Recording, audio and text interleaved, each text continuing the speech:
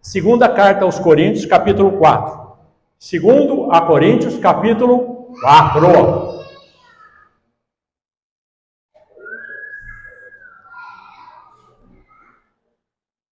Segundo a Coríntios, capítulo 4.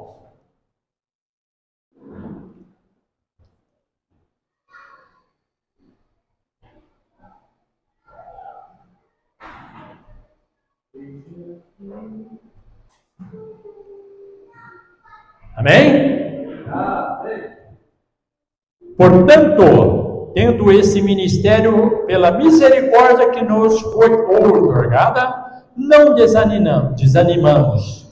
Pelo contrário, rejeitamos os procedimentos secretos e vergonhosos, não fazendo uso de qualquer tipo de engano, nem torcemos a palavra de Deus, mas por meio do claro ensino público da verdade, recomendamos-nos a consciência de todas as pessoas perante a Deus. Contudo, se o nosso evangelho está encoberto para os que estão perecendo, é porque ele está verdadeiramente encoberto. O Deus desta presente era persevera.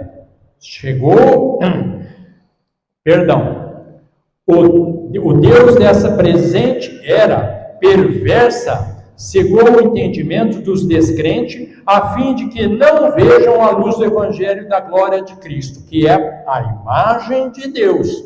Pois não pregamos a nós mesmos, mas a Jesus Cristo, o Senhor, e a nós mesmos como vosso servo por causa de Jesus. Porquanto foi Deus quem ordenou das trevas resplandeça a luz, pois Ele mesmo resplandeceu em nossos corações para a iluminação do conhecimento da glória de Deus na face de Cristo. Temos, porém, este tesouro em vaso de barro para demonstrar que este poder que a tudo excede provém de Deus e não de nós mesmos. Sofremos pressões de todos os lados, contudo, não estamos arrasados, ficamos perplexos com os acontecimentos, mas não perdemos a esperança. Somos perseguidos, mas jamais desamparados, abatidos, mas não destruídos.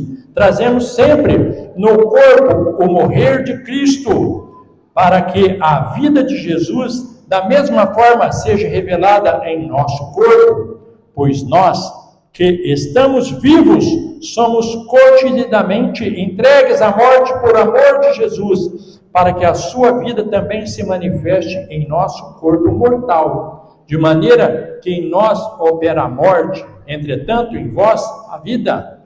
Assim está escrito: criei, por isso declarei. Com este mesmo espírito de fé, nós igualmente cremos, e é por esse motivo falamos. Temos certeza de que aquele que ressuscitou o Senhor Jesus dentre os mortos, da mesma forma, nos ressuscitará com ele e nos apresentará conosco. Tudo isso é para vosso benefício, para que a graça que está alcançando mais e mais pessoas faça transbordar as ações de graça para a glória de Deus. Portanto, não desanimemos, ainda que o nosso exterior esteja se desgastando e o nosso interior está em plena renovação dia após dia, pois as nossas aflições leves e passageiras estão produzindo para nós uma glória incomparável de valor eterno.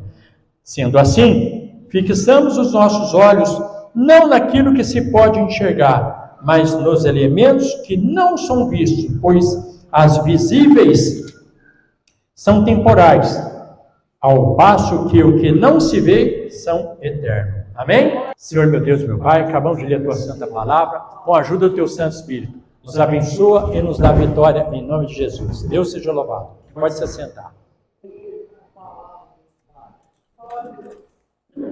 Veja bem,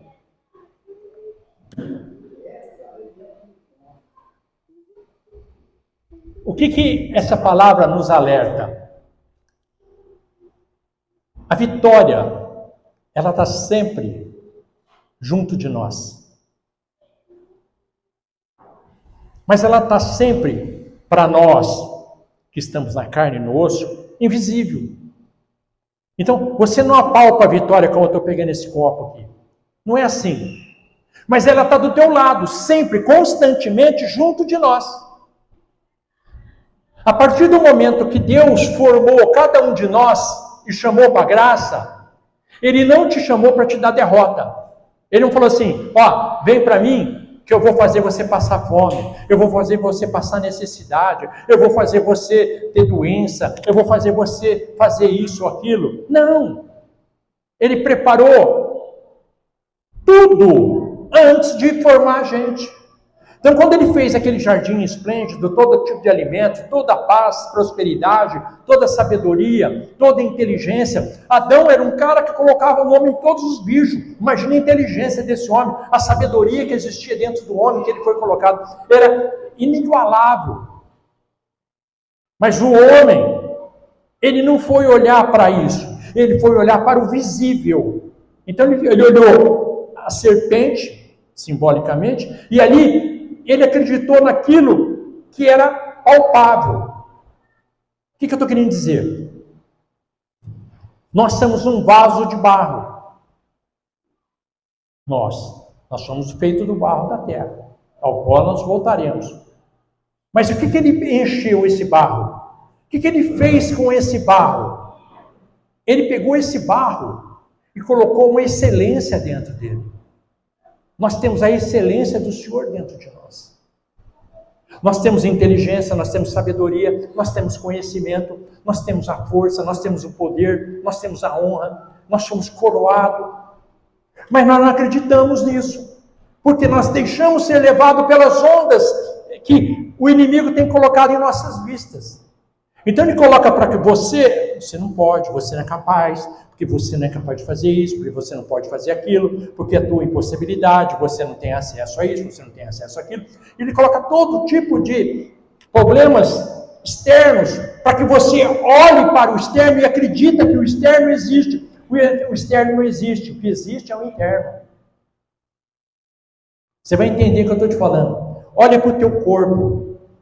O teu corpo físico, ele é o externo. Ele é temporário. Daqui a pouco a pessoa morre, vai ser enterrado, aquilo vai se diluir. A terra, os bichos vão comer, aquela coisa toda que a gente conhece. Mas o que está aqui dentro é eterno. Mas o que nós valorizamos? O externo. Nós deixamos o nosso interior carente. Como já foi falado aqui, eu peço sabedoria, mas não quero ler a Bíblia. Eu quero a proteção de Deus, mas eu quero fugir da presença de Deus. Deus manda eu abandonar algumas coisas, mas eu não quero abandonar, porque fez bem para o meu exterior. Vamos dar um exemplo chulo. A bebida em excesso faz bem para o meu exterior. O cigarro em excesso faz bem para o meu exterior. A comelância em excesso faz bem para o meu exterior. Mas tudo aquilo que é bom para o meu interior, eu renego. Por que acontece essa vida dúbia? Porque quando Deus fez a obra do Calvário, através do Filho Jesus Cristo, Ele abriu uma oportunidade para que você regressasse àquela vida maravilhosa que a gente tinha. Mas essa vida maravilhosa, você não vai viver na carne, tá? Não estou falando de dinheiro, você ter dinheiro, ter um padrão de vida legal, não estou falando disso, porque tudo isso é passageiro. Você morreu, o dinheiro vai ficar aí, a casa vai ficar aí, o carro vai ficar aí, tudo vai ficar aí. Não estou falando disso, do passageiro. Eu estou falando do eterno.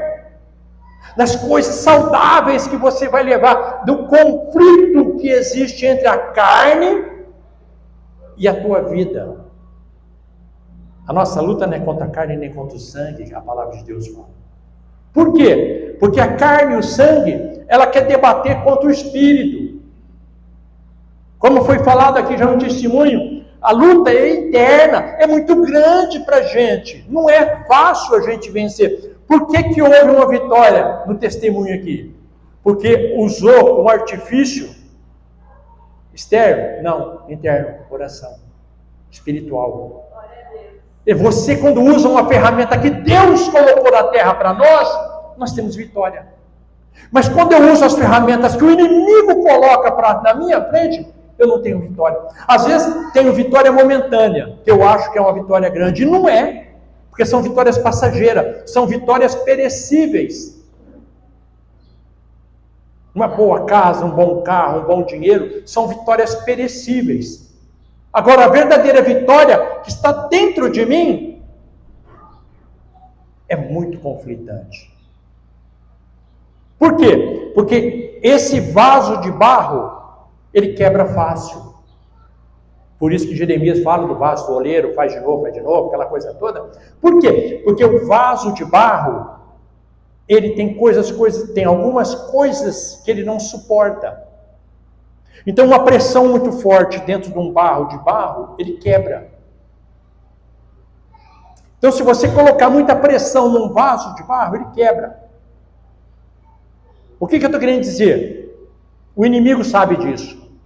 Então, ele pega um pai de família ou uma mãe que tem um encargo enorme e coloca um peso muito grande. E esse peso faz com que as pessoas entrem em divórcio, separação, amaldiçoa, briga, assassinato, um monte de coisa. Porque foi colocado um peso muito grande dentro do vaso. Mas se você limpar o teu vaso e deixar Deus habitar dentro de você, Ele é a porção perfeita. Então, quando eu coloco esse Deus, através do Filho Jesus Cristo, dentro de mim, o meu vaso não vai quebrar. O meu vaso vai ter excelência.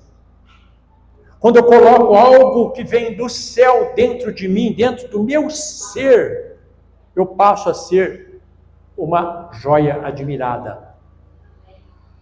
Quando eu não tenho esse ser dentro de mim, eu começo a buscar fora essa excelência. Eu vi uma entrevista ontem de uma moça, que antes de conhecer o senhor, ela fez 36 cirurgias plásticas para ficar bonita. Ela falando. Até ela conhecer Deus. Ela falou, como eu era pobre, hipócrita. Eu tirei tudo aquilo e hoje eu sou admirada. Naquela época, todo mundo me criticava. Ó, não ficou bom. Aqui que você puxou demais, aqui ficou alto, aqui ficou baixo, aqui ficou aqui. E quando ela tirou tudo, olharam para ela e falaram assim, como você está linda. Porque Deus estava habitando nela. O Espírito Santo, quando habita numa mulher, por isso que Paulo, não é que Paulo é contra maquiagem, não é isso. A mulher tem que se embelezar, tem que ter alguma coisa, tem que ter, ninguém está falando isso. O excesso que Paulo fala, excesso ele é contra. A mulher, ela tem que ter, primeira coisa que a mulher tem dentro dela, mas muitas vezes ela não sabe usar, uma chama.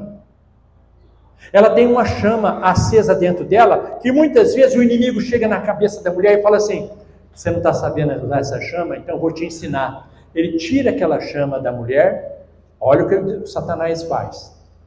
Paulo, 1 Coríntios capítulo 11, fala claramente sobre isso. Ele tira aquela chama da mulher e põe para fora.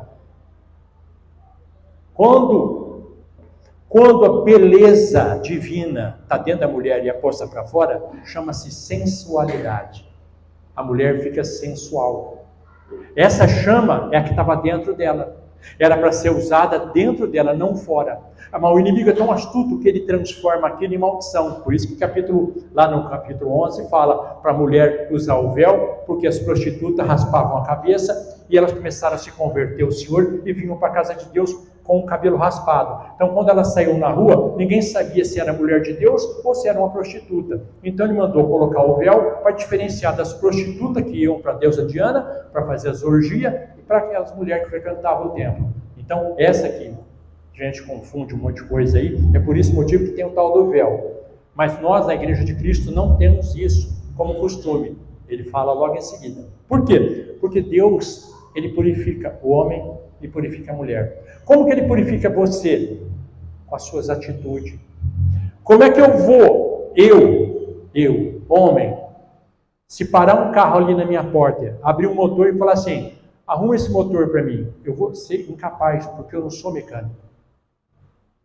Ô pastor, levanta esse prédio aqui, eu não sou engenheiro.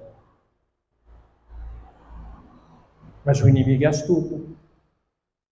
O inimigo quer fazer de você instrumento dele. Então ele te leva, por exemplo, Deus colocou você, chamou você para a graça e ele tem um plano na tua vida. O inimigo vem na frente, tira o plano de Deus e coloca o plano dele. Então ele te leva para fazer coisas que você não tem habilidade para fazer. E tudo aquilo que você não tem habilidade para fazer, você fica escravo dele. Então a pessoa fica escrava de Satanás. Então Deus chamou você para fazer a obra de Deus. Satanás tira aquele homem e leva ele para a droga. Aí ele fica escravo de quem? Da droga, Satanás. Leva o cara para encher a cara, cair no chão, ficar bebendo até cair no chão. Ele fica escravo de quem? Satanás, da bebida. Então, o cara começa a roubar, enganar todo mundo. Ele fica escravo do pai da mentira, Satanás. Então, quando você tira de dentro de você o Espírito do Senhor, sai de dentro de você, você tirou ele, você não aceitou, tirou. Esse espírito que vai tomar conta de você é o espírito do mal. Ele vai te enganar. Você vai ser igual a ele, você vai ser igual a Deus. Ela foi lá e fez a arte. O que aconteceu? Entrou o mal nela. Daquele momento em diante, presta atenção numa coisa. Do momento que o homem foi expulso do paraíso até chegar em Jesus, tinha que fazer sacrifício. Pegar um cordeirinho, um carneirinho, um bicho qualquer lá e fazer o sacrifício, levar lá para o sumo sacerdote. Quando chegou em Cristo, acabou o sacrifício. Não se pode, cristão não pode fazer sacrifício. Se fizer sacrifício, ele não é cristão. Hoje, que esse judaísmo em pauta aí, as pessoas estão deixando de ser cristão para ser judeu, fazer festas judaicas que é venenosa para Cristo. Eles estão aguardando vir o Salvador. O nosso já veio. Eu não vou fazer um ritual e falar assim, eu estou fazendo esse ritual porque o Senhor não veio. O Senhor já veio, já me salvou. Eu já estou salvo. Eu não preciso fazer ritual nenhum, já estou salvo. Se você não está, problema é teu, cara. Lá no final, se aqueles caras que fazem aquelas festas não se converter, vão tudo para o inferno. A palavra me fala isso, não sou eu que estou falando. O cara pode fazer a festa que ele quiser. Se chegar no último dia, ele não aceitar Jesus, ele não sobe no céu. Ele vai para o inferno. Por isso que vai ter aquelas duas testemunhas pregando a verdade para esses imundos que estão fazendo esse negócio. Porque nós já estamos livres do sacrifício. Jesus fez o sacrifício por mim. Eu não preciso de fazer nada de sacrifício. O Senhor é meu pastor e Ele não me faltará. Ele está comigo. O Senhor está com você 24 horas. O Senhor está contigo. Ele está todo momento na tua vida. Ele não precisa, você não precisa fazer nada. Você não precisa pegar uma penha, riscar no chão, atravessar um quintal, fumar um carrinho, bebida, riscar, fazer, invocar, não sei o que, correr atrás de pedra, fazer nada disso. Tomar banho de erva, fazer 3 pulinhos, 10 pulinhos, fazer aula. Você não é cachorro, você não é animal, você não precisa nada disso. O que você precisa é crer que o Senhor já fez no meu lugar. O meu vaso de barro está cheio do Senhor. O Senhor habita na minha vida. Mas eu tenho que dar crédito. Como é que alguém vai saber que aquele vaso de barro, é original? Aí começa o bicho a pegar. Como é que eu vou saber se não é imitação? Porque está cheio de vaso que é imitação. O Senhor mostra isso para nós claramente. O Senhor tinha 12 apóstolos. Um deles enganou ele, traiu, fez aquele rolo todo, Judas Iscariotes fez aquele todo. Todo mundo sabe dessa história. Foi lá, tal. Em Atos dos Apóstolos, eram 12 apóstolos, mas estava só em 11, porque Judas tinha feito a arte dele lá, morreu, cada um fala um negócio, se enforcou, não se enforcou, não importa, morreu. Beleza. Aqui está a diferença. Não são 12 apóstolos? A história é 12 apóstolos, não é 13, é 12. Teve uma reunião. Aí eles, os religiosos, a igreja não estava estabelecida ainda. Os religiosos que não tinham ainda ficar em Jerusalém até que do alto sejai-vos revestido. Eles não estavam revestidos ainda. Eles vieram, lançaram sorte e elegeram um.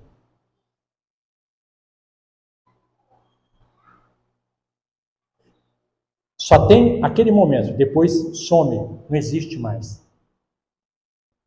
Lá na frente, presta atenção que eu vou falar. A igreja, segundo Daniel, das 70 semanas são 490 anos.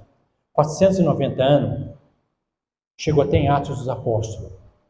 A igreja começou, veja bem, a igreja começou com os judeus. Então, eles pregavam na sinagoga e convertiam os judeus. Os judeus eram convertidos. Quando chegou a aliança de Deus tinha com o povo dele, a noiva de Deus, que era o judeu, era 490 anos. Isso aí tem que explicar com calma tudo, mas está lá na palavra de Deus, não sou eu que estou falando. Quem lê Daniel vai entender isso aí. Quando chegou nos 490 anos, encerrou. Quando encerrou, Deus falou, até aqui eu fui com vocês. Agora começa a nova aliança. Encerrou ali. Quando começou a nova aliança, foi quando Deus falou para Jesus, agora a nova aliança está em cima de você. Você vai levantar a nova aliança. Existiam 12 apóstolos, um pecou, levantaram um lá, a religião levantou um, que não tinha nada a ver com a história. Jesus levantou o 12º, Paulo. Por que ele levantou Paulo? Para começar a nova aliança. Somos nós. Isso é uma controvérsia que vocês nem sonham. Está tudo escrito, tudo bonito. É uma coisa que demora muito tempo a explicar, mas está aqui, claríssimo. Entrou a nova aliança através de Paulo.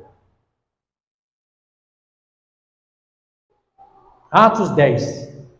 Quando chega em Atos 10, eu não lembro agora, depois eu vou ver o nome certo, houve a primeira conversão de gentio. Ali começou, na realidade, a igreja. Cornélio. Foi com Cornélio que começou a igreja. Cornélio foi o primeiro, que não era judeu, o primeiro, cada um o nome, que foi convertido, começou a igreja. Daquele momento em diante, começou a nossa aliança. A nossa aliança. A nossa aliança é vencedora. Nós somos vencedores em Cristo Jesus. Naquele momento, houve algo diferente no mundo, porque começou a aliança de Cristo. Quando a gente faz aí, que nós fizemos a ceia, todo mundo faz a ceia, por isso que de Cristo fala, fazei em memória de mim. Por que ele fala em memória de mim? Por causa da obra, por causa da obra que ele fez no Calvário. Quando você faz a ceia em nome do Senhor Jesus Cristo, ou em memória dele, nós estamos lembrando que nós estamos salvos.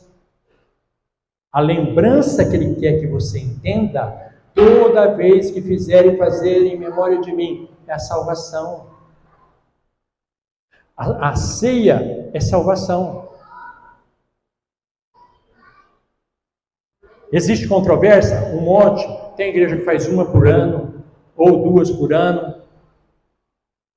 Respeito. Tem gente, nós fazemos uma por mês, tem gente que faz cada 2 meses. Não existe. Na palavra de Deus não fala fazei uma vez por mês, ou 2, ou 3, ou 4, nada disso. A Bíblia dá uma referência de entendimento para que a pessoa que participa da ceia tem que ser acima de 12 anos por um motivo só. Não que não possa tomar, por um motivo. Porque a pessoa, no livro de Romanos, se confessares, você confessares com a tua boca, então a pessoa tem que ter noção do que está fazendo. Uma criança não vai ter noção. Um bebê não está confessando nada. Então é assim, está em pecado ou não está em pecado? Ou está ou não está? Eu faço uma pergunta tão simples. Quando Jesus fez a última ceia, ele presente, só tinha os 12 lá em cima? Não, tinha um mar de gente que participou da ceia. Muita gente. Segundo os historiadores, tinha mais de 80 pessoas. Ali tinha de tudo, pecador, não pecador, gente aqui, aquilo, tudo. O que é a ceia do Senhor? A ceia do Senhor é um prolongamento do batismo. É para você se arrepender dos seus pecados. Porque se fosse assim, todos nós que tomamos a ceia estamos condenados ao inferno. Qualquer um, aqui, qualquer igreja, todos estamos condenados. Porque nós pecamos sempre. Sempre. Se alguém aqui falar para mim, não, desde quando eu vim para o Senhor eu não pequei, já é uma mentira. A gente peca, a gente erra, a gente xinga, a gente briga, faz coisa que não deve, faz uma coisinha ou outra errada. Então, quem falar para mim, não existe isso. Tudo que nós fazemos em nome do Senhor Jesus Cristo é para buscar salvação. Ele não morreu pela minha vida. Ele morreu por todo ser humano na terra, mas todo que crê nele. Não adianta alguém falar, mas vocês são exclusivistas? Não. Ninguém é exclusivista. Só vai entrar no céu quem aceitar o Senhor Jesus. Por isso que lá no final, se o judeu não aceitar Cristo, ele não vai. É impossível, senão a palavra toda é mentirosa. Não existe isso. Ninguém vai em paz se não for por mim. Por isso que as 2 testemunhas vão estar lá, por isso que vai acontecer um monte de evento. Presta atenção no negócio. Eles estão querendo levantar o segundo templo, terceiro templo, essa rolaiada toda aí, para o cara sentar no trono. O trono está vazio? O judeu está. Por isso que nós não temos que tomar cuidado com o que a gente ouve de judeu. O trono deles está vazio. O nosso não. O nosso trono está cheio. Quem que é? O nosso Rei Jesus. Para. Eu vou dar atenção para esse povo que diz que sabe mais, sabe o quê? Eles sabem que eles crucificaram Jesus e não aceitam isso. Isso eles sabem. Se você pegar lá em cima, na alta cúpula, eles sabem que eles crucificaram Jesus e fizeram essa burrada toda. E o que eles estão esperando? Glória a Deus que levanta hoje, amanhã. É a nossa ascensão rápida. Eu torço para que eles passem logo, que entra logo. Glória a Deus para nós. A nossa vida, a minha vida, a tua vida, está na mão do Senhor. O que você precisa fazer?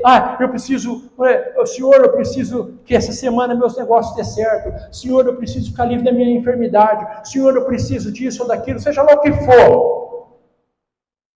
Deus já te deu vitória. Deus já te deu vitória.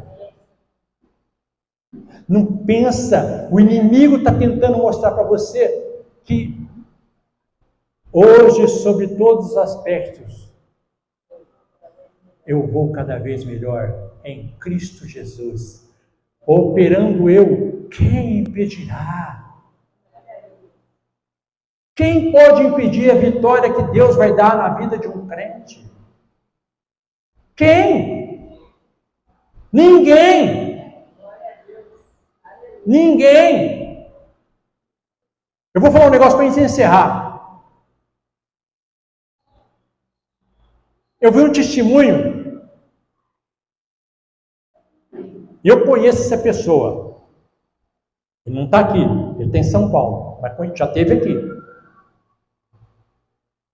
Conheço essa pessoa. E ele foi meu vendedor. Eu tinha uma empresa, eu tinha uma equipe de venda, ele foi meu vendedor. Bom vendedor, excelente. Homem de respeito, de fé. Vendia bem, tinha uma família grande, mantinha o pai e a mãe. O pai já faleceu, mas aqui já tinha falecido, né? Mas ele estava, na época estava vivo e sustentando a família inteira, o pai e a mãe. E o cara trabalhador, barbaridade. Um dia ele chegou para mim e falou assim: eu estou com uma ideia. Eu falei: qual que é a tua ideia? Ele falou: estou colocando um pleito na mão do senhor assim, assim, assado. Eu quero montar isso aqui. Um restaurante.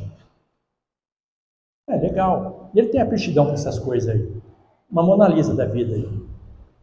Tem a mão para fazer esses trem aí. A Thaís da vida. Esse povo que tem mão para essas coisas aí de comida. Minha esposa. Esse povo que sabe fazer. Aí, a Márcia também para um pudim, gente. Quem quer pudim pede para a Márcia. Aí, falou comigo e falei assim: mas você tem? Falou: zero.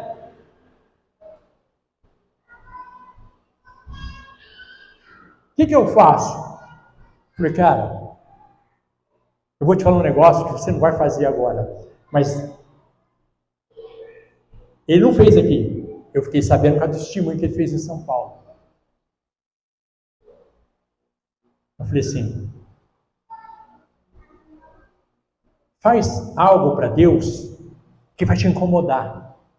Não fala para Deus: ah, Senhor, eu vou te dar esse copo. Nada, isso aí não vira nada. Você vai falar isso, o inimigo nem vai atrás de você, porque ele sabe que isso aí nada é a mesma coisa. Faz algo que vai incomodar, que o inimigo vai ficar desesperado. Mas o que eu faço? Eu falei: não sei. Deus vai orando e fez. Aí eu vi o testemunho dele. Ele foi trabalhar num restaurante para poder pegar o jeito da coisa, aquele trâmite todo. E ganhou um bom dinheiro, um restaurante famoso. E pegou um bom dinheiro na história. Ele comprou um carro. Ele comprou um Corolla que ele gostava. Ele falou: vou comprar um Corolla. E comprou. Seminovo, mas bom.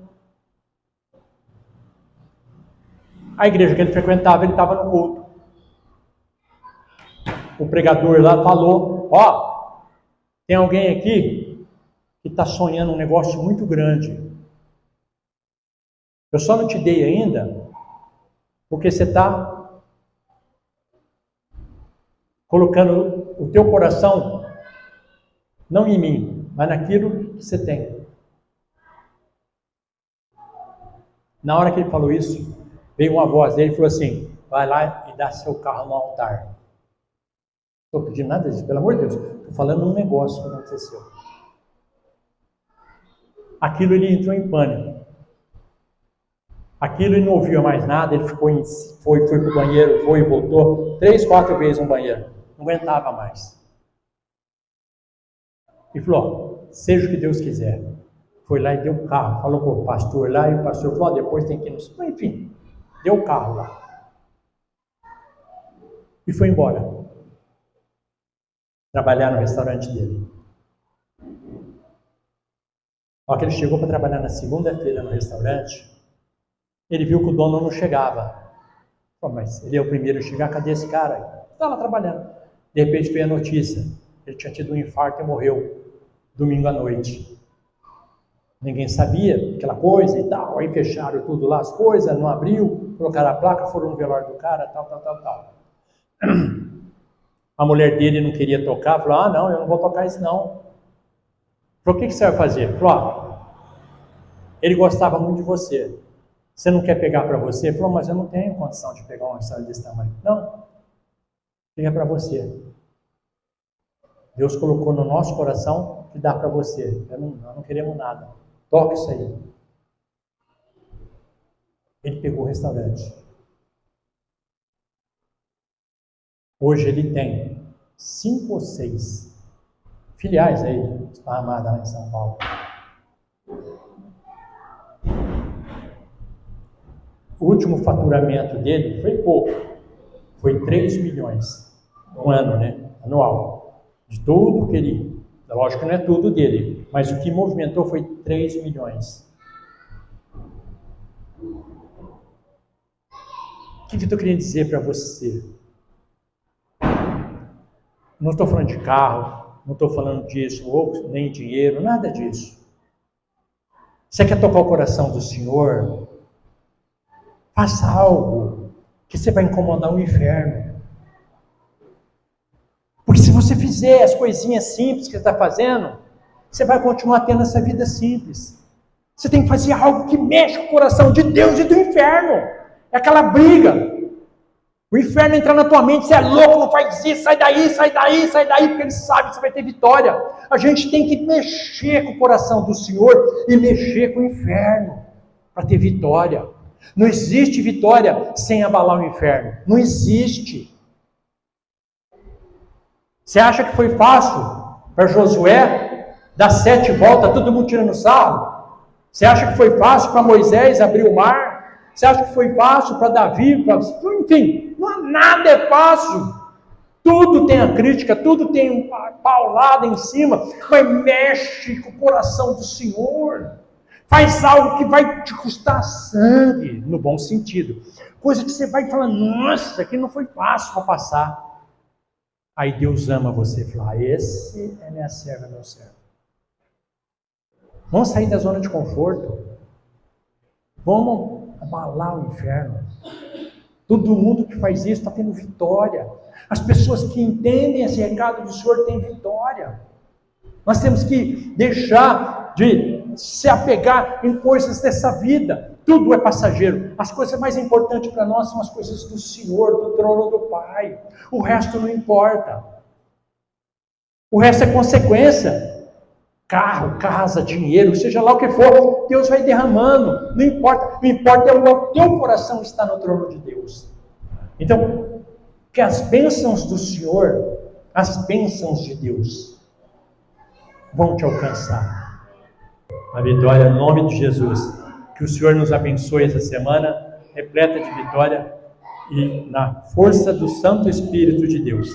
Que a graça e a paz do nosso Deus e do nosso Senhor Jesus Cristo esteja perpetuamente em nosso meio. Nós falamos? Amém.